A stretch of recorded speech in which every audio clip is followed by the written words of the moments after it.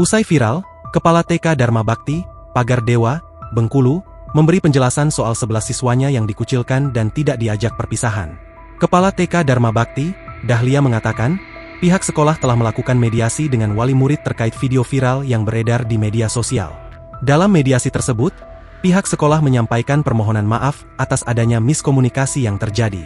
Menurutnya, persoalan tersebut sudah diselesaikan secara damai antara kedua belah pihak, dan video yang sempat viral tersebut akan segera ditarik.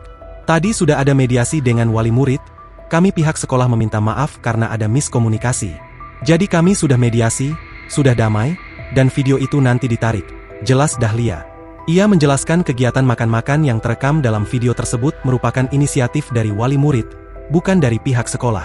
Pada hari kejadian, pihak sekolah memang tidak memberlakukan aturan seragam, sehingga anak-anak datang dengan pakaian bebas.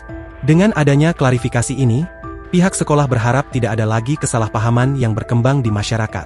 Sebelumnya diberitakan, viral di media sosial, unggahan video dengan narasi 11 orang siswa TK di Bengkulu dikucilkan tidak ikut acara perpisahan hingga seragam pun turut dibedakan. Unggahan video tersebut dibagikan akun Facebook mamanya Kelvin Kayla pada Rabu, 11 Juni 2025, sekitar pukul 13 waktu Indonesia Barat. Anak kami 11 orang dikucilkan dari seragam dibedakan. Katanya gak ada acara perpisahan tapi ternyata buat acara. Apa salah anak kami? Ini TK Dharma Bakti Pagar Dewa. Yang lain ditelepon seragam ini itu. Kami gak ada pemberitahuan sama sekali, tulis akun tersebut. Terlihat dalam video tersebut, perekam video tiba-tiba mendatangi suatu tempat yang ramai dipenuhi siswa-siswi TK dan sejumlah guru.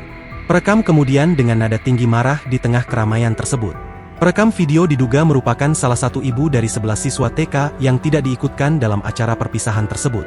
Dengan nada tinggi, dia lalu meluapkan kekesalannya.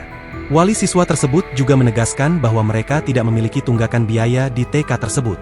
Download Tribun X sekarang, menghadirkan lokal menjadi Indonesia.